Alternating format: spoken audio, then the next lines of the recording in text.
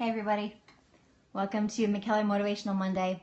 Sorry, I announced that I was going to be on about 20 minutes ago, or maybe at least 20 minutes ago. And I couldn't get my devices to work, not either one, not my phone, not my iPad. I think coming back from Canada, suddenly everybody was confused. But a little restarting helped after I figured that out. So, hey guys, welcome, coming in. Yeah, tell me where you're watching from. I'm always curious. So we have from India, which is amazing. Hey Keenan, how you doing? Hi. So yeah, so sorry about the delay. That was very annoying. But Galapagos Islands, really? I actually went to the Galapagos Islands a year and a half ago. 2 years ago? 2 years ago for a family vacation. It was amazing. Houston, Syracuse, DC, Seattle.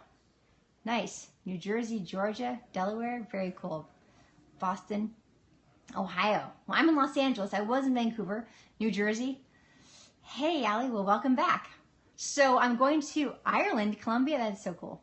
I'm going to invite Facebook to join us as well. And thank you in advance for your shares. For some reason, I probably have to take Periscope off my iPad and then put it back on again or something because I'm not able to see when people are sharing. So I can't do shout outs. But thank you to everyone who is sharing. I truly appreciate it. And I'll be able to see later on Twitter. If you share on Twitter, I'll be able to see it. All right, here we go. Let's invite Facebook. We can get started. Hey everybody, welcome to McKellar Motivational Monday. My name is Danica McKellar. I'm an actress, author, homeschooling mom, yoga lover, and many other things. And once a week, we get together to talk about things that are going to motivate us, to help us have a great week. Typically, I've been doing Motivational Mondays centered around topics that have to do more with self-esteem, building ourselves up, having courage, letting things go. Today, I want to talk about a slightly different type of motivation, and that is being motivated, and welcome everybody who's coming in, by the way, on Facebook. Talk about making ourselves a little smarter, and this has nothing to do with math. This actually has to do with language and using our words. I read a statistic today that says most Americans, the average American, knows 20 to 30,000 words. If you're college educated, then that can even get as high as 80,000 easily. However, the average American only uses 5,000 words. So that's a quarter or less of what we know that we even use. We have this entire vocabulary that goes unused. It's, we all get a little bit lazy or complacent and we use the first words that pop into our heads.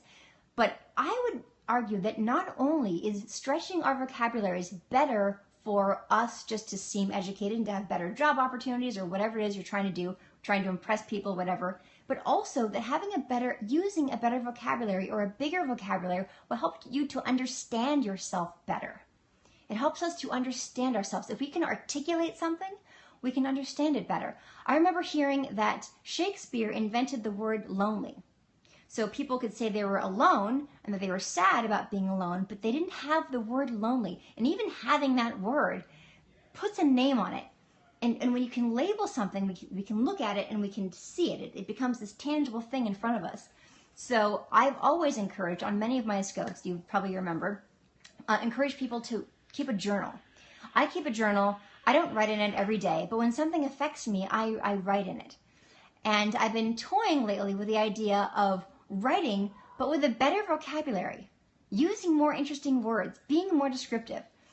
This inspiration for me has come from this movie I just did. We had a few actors on the set who were just really educated and well written. In particular, Neil Bledsoe, who has an amazing set of articles on Sports Illustrated called A Delicate Moron. Really well written. It reminded me of how much I used to love reading F. Scott Fitzgerald, who's an amazing writer from many years ago, last century. And I started reading F. Scott Fitzgerald again, and I also found another really interesting writer on Instagram. And these writers, what they have in common and what I love is that they are so descriptive and use such interesting analogies. It brings things to life in a way that they didn't have before. So we've all had experiences that, make us feel a certain way. Maybe we understand it, maybe we don't. And we might describe it to somebody. So for example, yesterday when I was coming back from the airport, I I was selected for secondary screening. You know, on your ticket where it has some extra letters or something you don't recognize. You're like, oh, what's that? Well, you've been randomly selected for extra screening at the security checkpoint. So I saw that and I was really annoyed, feeling totally like it wasn't fair. And then, so here I'm going to describe it in the way that I would typically describe the story. And many of us do. Oh yeah, it was really annoying. And then I had to do the extra screening, but then it turned out I had a water bottle in my bag. And I was like, oh gosh, well now maybe they were right? How weird and ironic. Okay, and I wouldn't go any farther than that. But I thought, what if what if I really described it like a comedian does? Like a really good comedian will take a story and they will talk about it in such detail with such colorful analogies that it's really funny. And this, I would also suggest to us all, can make us more witty. Hang on. So the ironies of life, the ironies and the absurdities of life, if we can treat them like that, then we just have a better chance at surviving this thing we call life and also maybe entertaining ourselves and others. So I'm going to tell you that same story I just told you about the security checkpoint, but I wrote it out. And I wrote it out with the intention of making it specific and kind of interesting and maybe pull out the stuff from it that was swirling around inside of me, the complicated ironies that were going on, but instead of just saying it in some casual manner, I decided to say it with some more articulation than that. Here's what I have. After being randomly selected for secondary screening at the check-in counter, the 4 capital S's leering at me from the corner of my ticket, I felt vaguely accused of some crime I didn't commit, and I kept finding cheery excuses to form each agent along the way that I am global entry, trusted traveler, striking up mini conversations about the irony of it all. Then, as fate would have it, I had forgotten a water bottle in my damn carry-on, and suddenly it seemed I was indeed the hardened outlaw I'd felt so unjustly accused of 2 seconds prior. I acquiesced and forfeited the obviously hazardous item. Happily, Canadians are the nicest, most apologetic and deferential bunch I've ever encountered. None seemed to notice the subtle shift in my demeanor, and they continued the cheery banter. And on that walk across the muddled hunter green carpet from the security checkpoint, I began to seriously consider the steps toward dual citizenship. So that was just a more complicated, richer version, yes, and there are so many excellent writers. Thank you, Rob, for naming some others. We all have the power. We all have way more words than we use. We have the power to create vivid images for ourselves or for someone else. Yes, Canadians are very nice. But we have this power. And I would suggest, just as an idea, acquiesce is a favorite word of yours, Paul. There are a lot of cool words that I never use, ever. And on set, I'm hearing people use them, in particular Neil and Andrew, another actor, Andrew Cavadas, who I got on Instagram. It's very exciting to help him do that. And everyone, and I have lots of smart people all around me, but for whatever reason, I was particularly inspired this time by reading that, that's a good question, Mark. By reading that, what one word stood out to everyone? What word do you remember the most? That's a really interesting question, thank you. Okay, I didn't have to use profanity. I apologize if that bothered someone. I almost changed it to darn, but the muddled hunter green red carpet. So anyway, so this is what I've been exploring myself, and I wanted to share it with you. I just subscribed to the word of the day from the Oxford Dictionary app. I will admit that I was not impressed by the word today. The word of the day today was Boston baked beans. What kind of word of the day is that? I was hoping for something like perfunctory or acquiesce. Boston baked beans. This is something I need to know. This is going to make me smarter at cocktail parties, and really, that's So anyway, so I suggest when you are journal writing, and I do suggest journal writing, especially if you're having feelings that surge up inside you of any kind, try sitting down, writing down like the normal version, and then write down one that is going to get somebody to see it. Get them to see the images. Pick out very specific things. Something else that was talked about on set a lot was that the truth is in the details. Those little details are what bring us into the room. So here's one. So here's a quote from Neil Bledsoe from his blog, I guess it's a blog. He wrote for Sports. It's not really a blog. Sports Illustrated. They have a whole section dedicated to him. He was talking, and it's all about football, actually, which is not something that I'm particularly interested in as a subject, but I found the writing to be so specific and interesting that it didn't matter what was being written about. He was talking at this one point about the LA Kiss team watching the team they were about to play, watching their previous game. So they were about to play Arizona, and Arizona had just played Portland Steel, and the Arizona's team, who they were about to play, just crushed this other team. And it says, so here it is, the LA Kiss team. They're watching this team they're about to play, who's massacring the other team. And he said, the entire room watched the tape of Arizona's 80-26 destruction of the Portland Steel as if it were news footage of a natural disaster. As if it were news footage of a natural disaster. It's so evocative and interesting and cool. There's another person I found online. His name is Jedediah Jenkins, and I'll tweet out these people's names so that you can have them. And he says it's evocative, right? So this guy is talking about how he gets really angry at night sometimes if he's not like he gets angry, but if he gets angry at night, there's that advice that says don't go to bed angry. And he says, I don't believe that. For me, when I go to sleep, I feel better the next day. Well, he could have just said that, right? He could have just said, if I'm angry at night, I go to sleep and then I feel better. Here's what he said instead.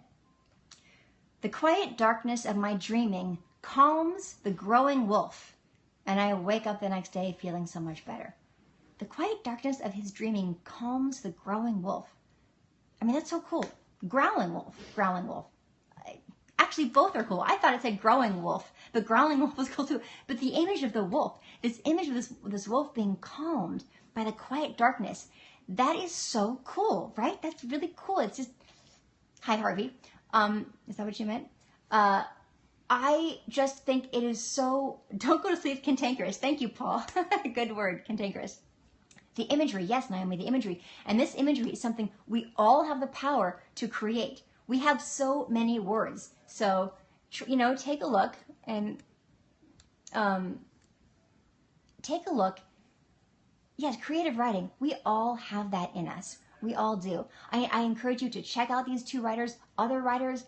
I just started reading Tender Is the Night by F. Scott Fitzgerald. It's full of these incredibly vivid pictures and emotions, and putting a name on an emotion or a sensation or an interaction between human beings, putting a name on it and describing it in a way that you identify with it all of a sudden. Like, oh my gosh, that's it. I've been there. I know what you're talking about. And what's stunning to me is that this can happen across space and time where, he wrote this stuff, I think in the 30s, at least, I should double check that. The book that I'm reading right now takes place in the 30s. So long ago, whatever it was so long ago. And in different location, I've never met the guy. I don't have to. I can read his words and be affected by it. So there's that, but also journal writing. Take a moment, try it, and see how creative you can be. Reach into the deep recesses of your mind and find those words that you almost never use. If you have to, get a dictionary out, get a thesaurus out, find other ways of saying it. And I think you guys are going to be really surprised. I'm guessing that if we all do this, that whoever does it, me and anyone else, we're going to find that we are wittier and more interesting to talk to, and to even have it within our own thoughts. So give it a try. I have not read Quiet Night by Frank Franzese. What if you just give credit to others for what you do? It would give you that much more power. I've heard a quote something like that, Michael. Ray Bradbury, I would love to have your, tweet me and let me know who your favorite authors are, the ones that create these images that really resonate with you. And then, you know what, don't just tweet it to me. Go read more of that author's stuff.